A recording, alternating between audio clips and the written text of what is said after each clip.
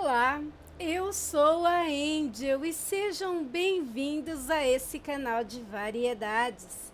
Sempre estarei trazendo para vocês aqui no canal um tema diferente a ser narrado. Se você gosta desse tipo de canal, se inscreve aí, deixa o like, compartilhe o vídeo com mais pessoas e ativem as notificações do canal indo lá no sininho e clicando na opção todas. E aí sempre que eu postar algo novo aqui na plataforma, ó, de pronto você vai ser notificado. E hoje vamos de Projeto Lendo com a Angel, o livro A Batalha do Apocalipse, da queda dos anjos ao crepúsculo do mundo.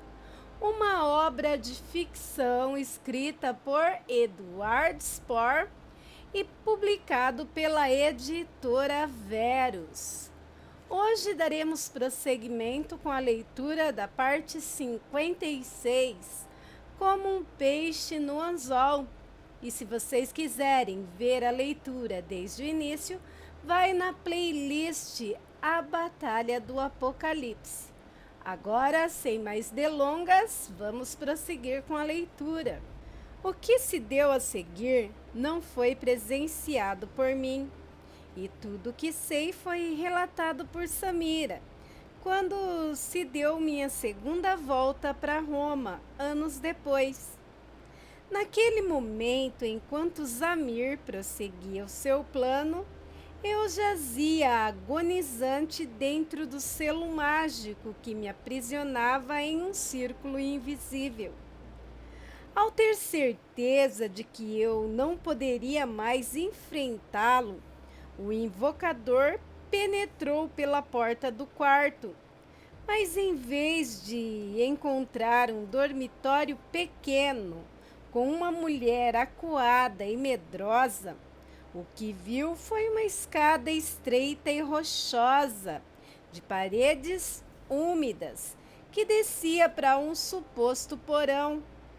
Construções abaixo do solo em casas nobres romanas eram incomuns, mas o bruxo não viu nenhum absurdo naquilo e prosseguiu com a sua marcha. Como um peixe no anzol, disse o mago para si mesmo, sem entender a atitude da mulher que correra para um lugar onde seguramente não haveria saída. A escada terminava em um aposento quadrado de teto alto, aparentemente vazio. Era espaçoso, pois a escuridão recobria suas alcovas, e o bruxo não pôde enxergar a totalidade da sala. Encontrou, porém, aquilo que procurava. Samira, de corpo nu, deitada de costas no chão de pedra, ainda aturdida pelo impacto do fogo verde. Este também chamado de fogo de Chara, não é produto da combustão terrena, como são as chamas normais. Ele queima e existe tão somente no plano astral, não no mundo físico. Significa, portanto, que as labaredas não podem ser extintas por água, vento ou qualquer métodos mundanos. O resultado desse feitiço é, no mínimo, hediondo.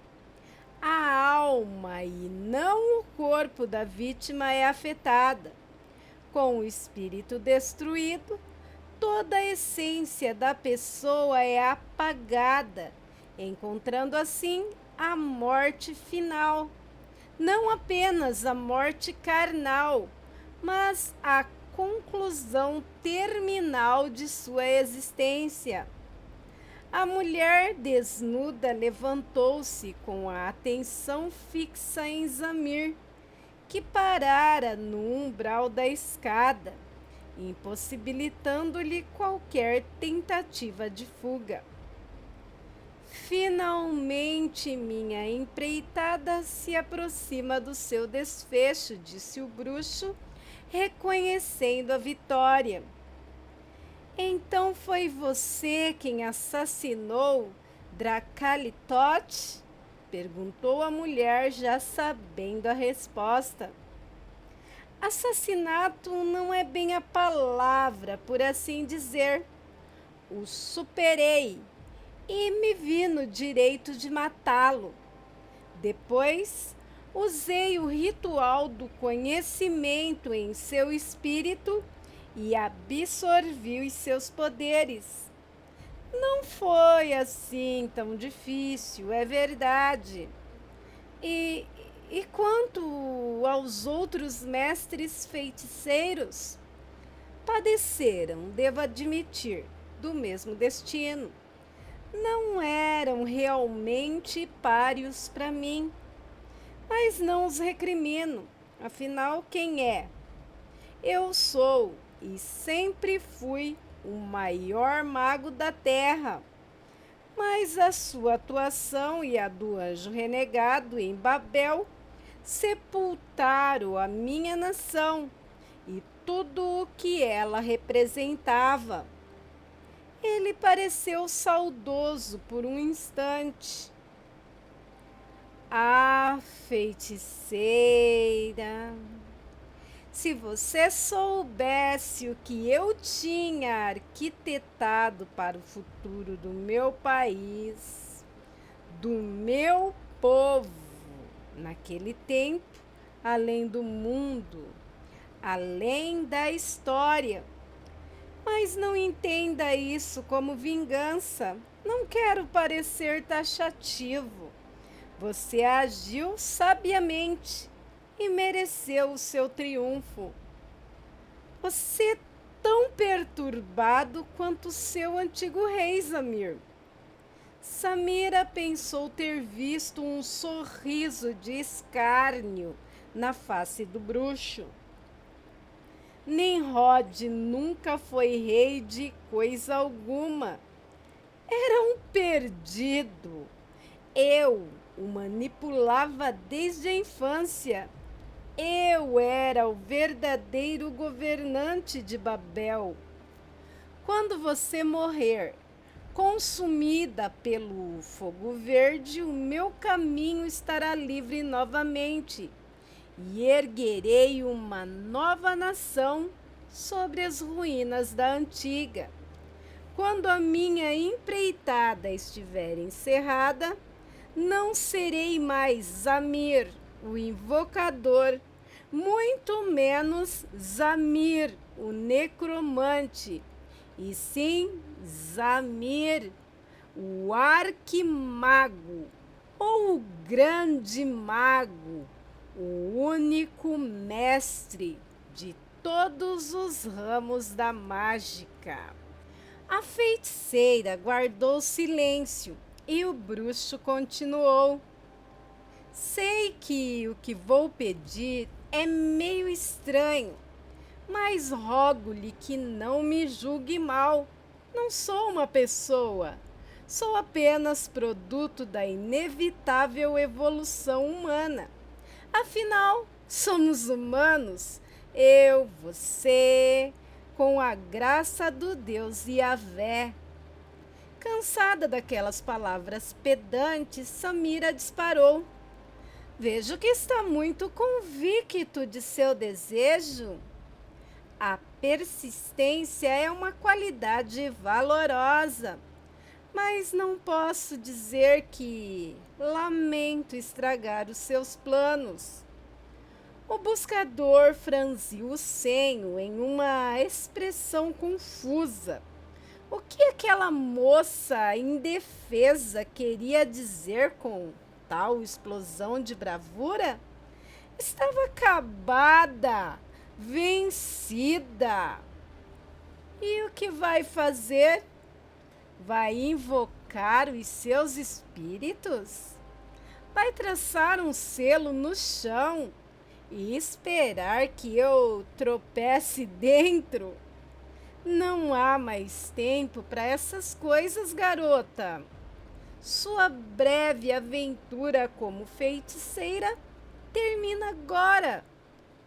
Em uma nova corrente de berros, O invocador cuspiu suas fórmulas mágicas e o fogo de Chara voltou a iluminar suas mãos, em preparação para o golpe final.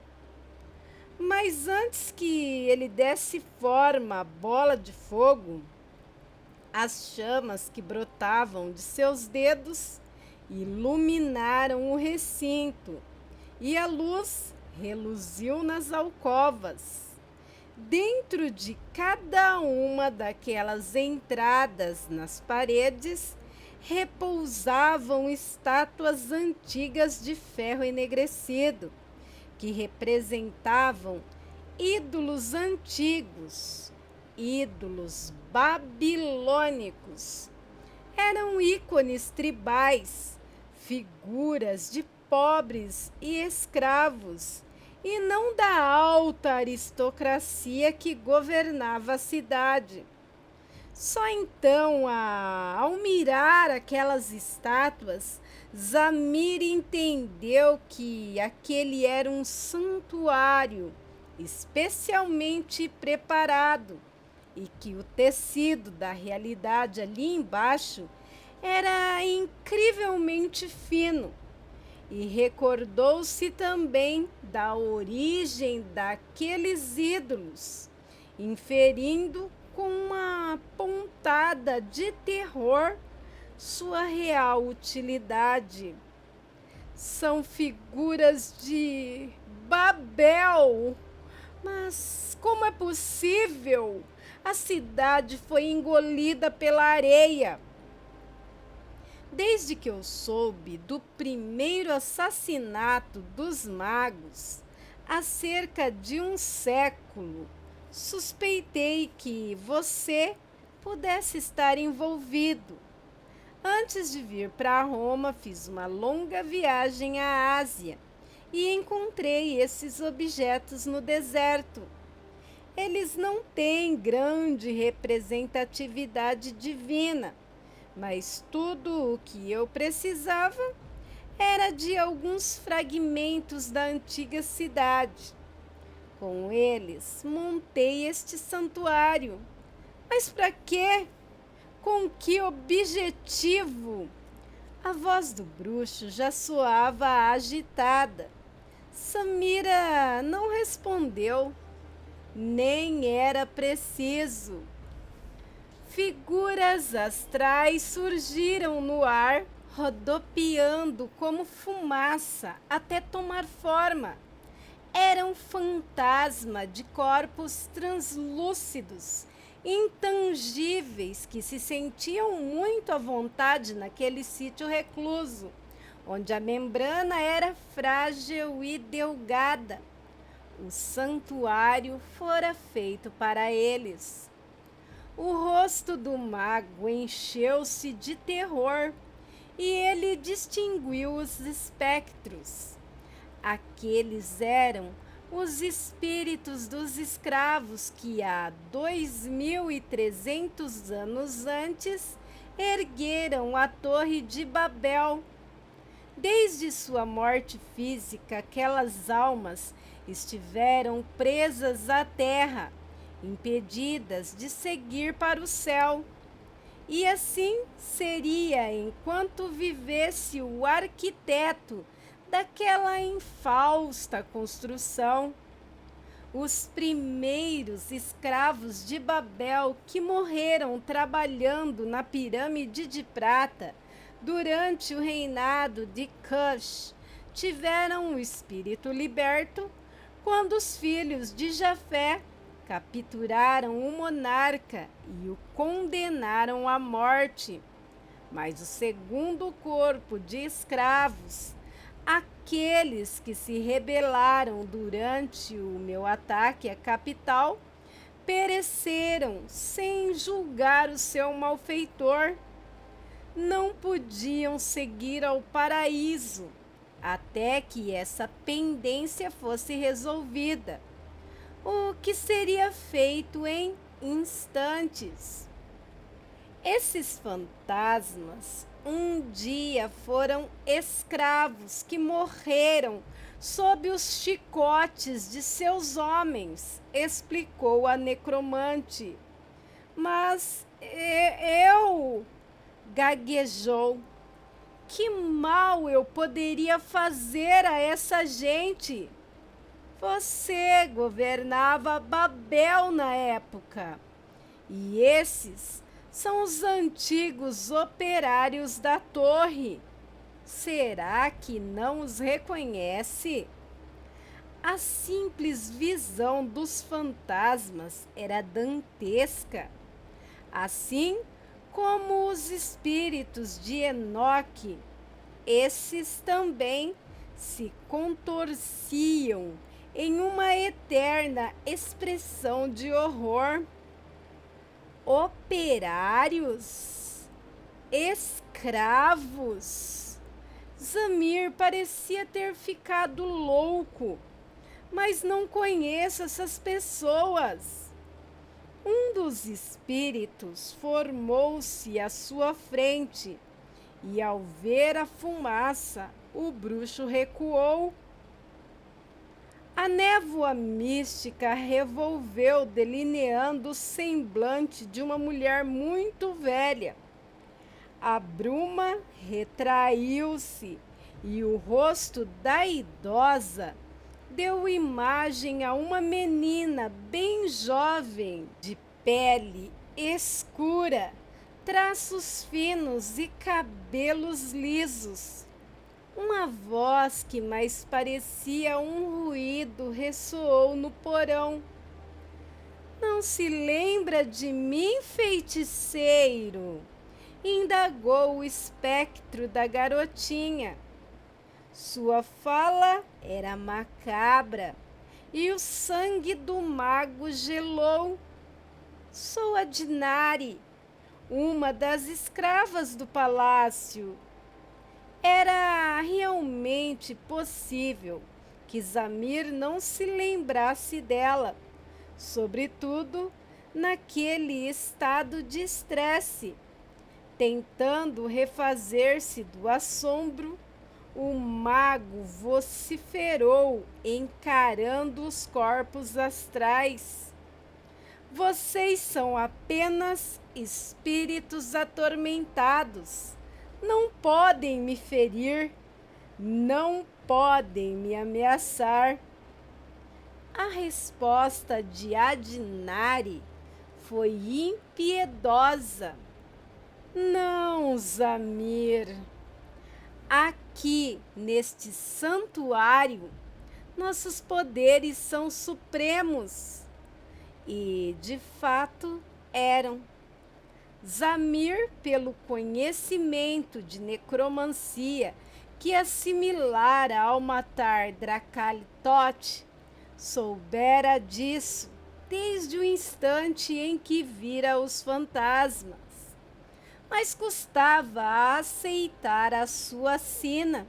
Admitir aquilo era admitir a derrota e reconhecer que pela segunda vez fora superado pela feiticeira de Endor. Não podia ser destruído. Era o maior mago do mundo. Era o único que tivera contato ainda em Babel com a magia antiga, com os resquícios da magia de Enoque, com os segredos do mundo ancestral. Quem em sã consciência ousaria desafiá-lo? Enfrentar aos grandes magos e a todos vencera? Como poderia ser superado por uma mulher, uma garota? Como um peixe no anzol, disse Samira, replicando as palavras do buscador. Encurralado, o bruxo tremeu, a exemplo de como agira no mar de rocha ao presenciar o meu ataque ao pelotão babilônico. Foi completamente tomado pelo desespero Estava perdido e tudo o que podia fazer era fugir, correr, como uma criança apavorada. Não que isso fosse salvá-lo. Deu meia volta e armou os músculos para uma disparada, tencionando galgar a escada e deixar o santuário. Se pudesse sair do porão, estaria livre. Os fantasmas não poderiam molestá-lo lá fora, onde o tecido era espesso. Mas antes que iniciasse a corrida, os espectros atacaram. As formas translúcidas se uniram e fecharam um anel de brumas que o envolveu. Outros bloquearam a saída, formando um muro de névoa. Uma terceira massa o agarrou. Os braços espectrais atravessavam-lhe a carne e encontraram o espírito do feiticeiro. Os dedos astrais afiaram-se em garras e puxaram a alma do inimigo para fora do corpo. A cabeça espiritual saiu primeiro, mas o invocador resistia, segurando-se como podia a sua carcaça mundana.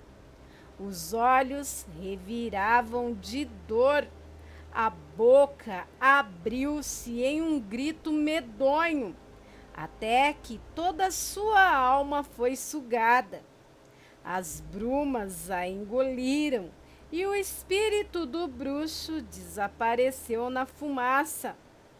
No plano físico, o corpo tremulento parou e retraiu-se no chão. Iniciou-se então um espetáculo horrífico, monstruoso. A pele do defunto começou a se enrugar com rapidez incrível e o cadáver murchou. Os globos oculares se desfizeram e os fios de cabelo cresceram. No momento seguinte, os tecidos cederam e os órgãos atrofiaram. A epiderme colou-se aos ossos até secar. Depois, o crânio, os dentes e os ossos se esfarelaram e, por fim, tudo foi reduzido ao pó. Ao beber o sangue da renegada Ishtar, Zamir prolongara sua vida além do limite, de maneira não natural. Ao morrer, os séculos vieram reclamar o seu legado e cobraram em segundos tudo o que lhe era devido. Ao fim desse episódio aterrador, os fantasmas sumiram, estavam livres para sempre. Assim morreu Zamir, o buscador, e com ele o que restava da Babel legendária, aquela cidade maldita, além do mundo, além da história. E aqui terminamos a leitura de mais essa parte do livro A Batalha do Apocalipse, como um peixe no anzol. Semana que vem trarei para vocês Uma Estrada Marcada de Sangue, parte 57, desse livro maravilhoso que é A Batalha do Apocalipse, da queda dos anjos ao crepúsculo do mundo, uma obra de ficção escrita por Edward Spohr e publicado pela editora Verus. Semana que vem, então, tem mais. E aí, o que vocês estão achando da leitura do livro? Deixem aí suas opiniões nos comentários.